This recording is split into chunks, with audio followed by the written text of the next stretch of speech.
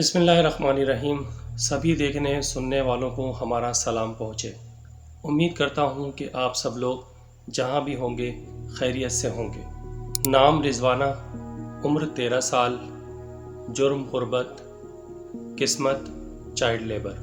ظلم کوئی عادی مجرم کرے یا سول جج کی بیوی، ظلم ظلم ہے، بلکہ سنگین جرم ہے۔ ظلم کی بات ہی کیا، ظلم کی اوقات ہی کیا، ظلم بس ظلم ہے آغاز سے انجام تلک۔ یہ کہانی ہے غربت کی ستائی بچی رضوانہ کی، جس کے لیے شاید یہ عمر پڑھنے لکھنے کی ہونی چاہیے تھی۔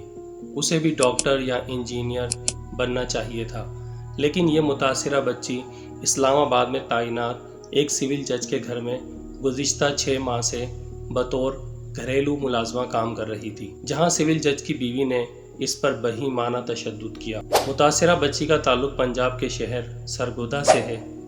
بچی کے 10 بہن بھائی ہیں، جبکہ ان کے والد سبزی منڈی میں مزدوری کرتے ہیں اور والدہ لوگوں کے گھروں میں جا کر کام کرتی ہیں۔ اس لڑکی کے والد نے کسی جاننے والے کے ذریعے جج صاحب کے گھر 10,000 روپے ماہانہ کے عوض گھریلو کام پر رکھوایا تھا، لیکن یہاں اس پر چوری کا الزام لگا کر شدید تشدد کیا گیا۔ بچی کی یہ حالت کو دیکھتے ہوئے وہ سرگودا لے گئے، جہاں سرکاری ہسپتال میں طبی امداد دینے کے بعد لاہور کے جنرل اسپتال ریفر کر دیا گیا، کیونکہ بچی کے زخم بہت خراب ہو چکے تھے۔ DHQ ہسپتال سرگودا کی ابتدائی میڈیکل رپورٹ کے مطابق بچی کے سر سمیت جسم پر 15 جگہ پر زخموں کے نشانات ہیں۔ بچی کے سر پر متعدد جگہ گہرے زخم ہیں اور بروقت علاج نہ ہونے کے باعث یہ زخم خراب ہو چکے ہیں۔ ظاہری چوٹوں کے علاوہ بچی کے اندرونی اعضاء بھی متاثر ہیں۔ اس افسوسناک ظلم کو دیکھ کر یہ احساس ہوتا ہے کہ کیا کوئی انسان اس قدر بھی گر سکتا ہے؟ جسمانی زخم تو شاید اس بچی کے بھر جائیں گے، لیکن جس ذہنی کرب سے یہ گزری ہے، اس کا مداوع ساری زندگی نہیں ہو سکتا۔ ہم دین اسلام کے ماننے والے ہیں، جو یہ درس دیتا ہے کہ غلاموں کو وہی کھلاؤ جو خود کھاتے ہو، انہیں وہی پہناؤ جو خود پہنتے ہو، اور ان کو ایسے کام پر مجبور نہ کرو جو ان کی طاقت سے زیادہ ہو، پھر اس کام میں خود بھی ان کی مدد کرو۔ یہ تو ہے غلاموں کی بات، تو جو گھریلو ملازمین ہمارے گھروں میں کام کرتے ہیں وہ کس قدر ہمارے اچھے سلوک کے حقدار ہیں، یہ سوچنے کی بات ہے۔ یہاں سوال یہ پیدا ہوتا ہے کہ کروڑوں بلکہ اربوں کے اخراجات سے قائم تربیتی اکیڈمیوں میں اعلیٰ افسران کو کیا تربیت دی جا رہی ہے کہ جج حضرات کے گھروں سے بھی جرم کی داستانیں رقم ہو رہی ہیں۔ معزز منصف کو یقیناً معلوم ہوگا کہ پاکستان میں اس وقت کم سے کم تنخواہ 25,000 روپے ہے، اور رضوانہ کے باپ کو رضوانہ کی غلامی کے عوض محض 10,000 روپے بھیجے جا رہے تھے۔ قابل احترام جج کو یقیناً یہ بھی علم ہوگا کہ کسی کو بھی حبس بیجا میں رکھنا قابل سزا جرم ہے، اور یہ کہ کسی شخص بالخصوص کم سن بچوں پر جسمانی تشدد اور اعضاء مسخ کرنے کی قانون میں سزا عمر قید ہے۔ مگر ہوا کیا؟ پولیس نے جو ابتدائی FIR کاٹی، اس میں جسمانی تشدد کی دفعات نہیں لگائی گئیں۔ سول جج صاحب اور ان کی اہلیہ گھر سے رفو چکر ہو گئے، اور دونوں معزز مفروروں کو لاہور ہائی کورٹ کے ایک فاضل جج نے ضمانت قبل از گرفتاری دان کر دی۔ دراصل یہ کہانی 2 طبقوں کی ہے۔ ایک طبقہ غربت کی چکی میں پسا ہوا ہے، جس کی تعداد کروڑوں میں ہے، اور دوسرا طبقہ متوسط طبقہ ہے، جو جزا، سزا، وسائل اور مراعات سمیت ہر فائدہ مند شے پر قابض ہے۔ اس طبقے میں سیاستدان، ریٹائرڈ و حاضر افسران، وکلاء، کارپوریٹ مینیجرز، صحافی، سماجی کارکن، جج، ڈاکٹر اور دیگر پڑھے لکھے خوشحال شعبوں کے عورت اور مرد شامل ہیں، کہ جن میں سے بہت سو کی نگاہ میں کم سن ملازم اور کچرا ایک برابر ہیں۔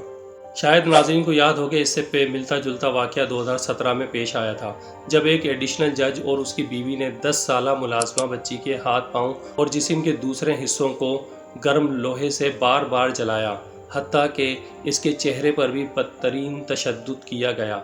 2017 کے کیس میں جج راجہ خرم اور اس کی بیوی پر یہ غیر انسانی جرم ثابت ہوا، اور انہیں اسلام آباد ہائی کورٹ نے 3 سال کی قید بامشقت دی تھی۔ کیا کسی کو 13 سالہ مریم یاد ہے، جسے لاہور کینٹ میں ایک پڑھے لکھے جوڑے نے کسی غلطی پر بازو چلا کے سزا دی تھی؟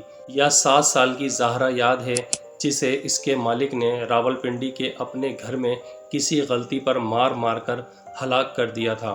کسی کو 16 سالہ عظمیٰ یاد ہے جسے اس کے مالک اور مالکن نے لاہور میں قتل کر کے کچرے کے ڈھیر میں پھینک دیا۔ 10 سالہ عمران یاد ہے جسے فریج سے کھانا بلا اجازت نکال کر کھانے کے جرم میں گلا گھونٹ کر مار دیا گیا۔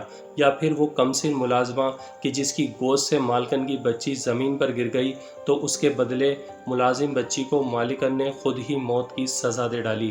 یا پھر وہ بچی کہ جسے کچن میں فرائنگ پین الٹ گیا تو مالکن نے یہی گرم تیل اس کے جسم پر ڈال دیا۔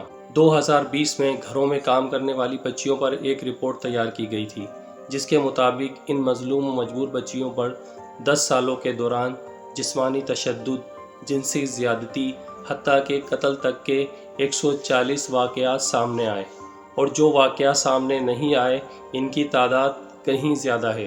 کسی زمانے میں ہم مہذب تھے، جو آج مہذب ہیں ذرا ان کا ایک واقعہ سن لیجئے۔ ایک مصری خاندان کے کئی افراد کو امریکن امیگریشن ملی تو وہ 2 نمبر کارروائی سے ایک ملازمہ کو بھی اپنے ساتھ لے گئے۔ وہاں وہ ملازمہ سے دن رات کام لیتے، امریکی قانون کی خلاف ورزی کرتے ہوئے اسے الگ کھانا دیتے، اور شدید سردی کے موسم میں ہیٹر والے کمرے کے بجائے انہوں نے اسے گیراج میں ڈالا ہوا تھا۔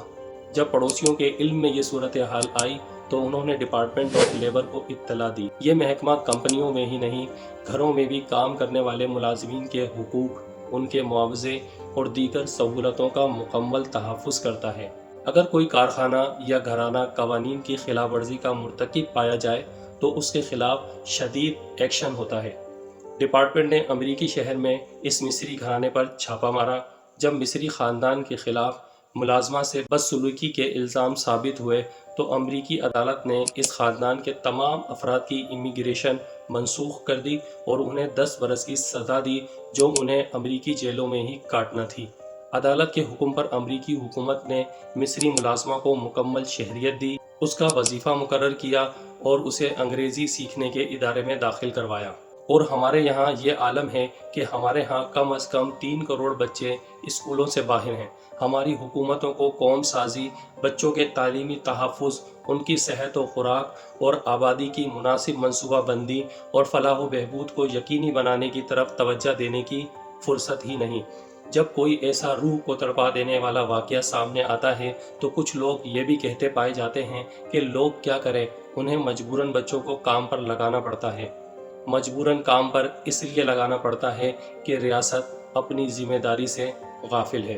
یہ بے وسیلہ خاندان اور تعلیم و خوراک سے محروم بچے اسی مملکت خداداد پاکستان کے شہری ہیں، اور ان بچوں کو ہر طرح کا تحفظ فراہم کرنا حکمرانوں اور ریاست کے اداروں کی بنیادی ذمہ داری ہے، اور اسے یہ ذمہ داری ہر صورت ادا کرنی ہے۔ اگر ایسا نہ کیا گیا تو طیبہ اور رضوانہ جیسی بچیاں پیدا ہوتی رہیں گی اور ہم صرف افسوس کرتے رہیں گے۔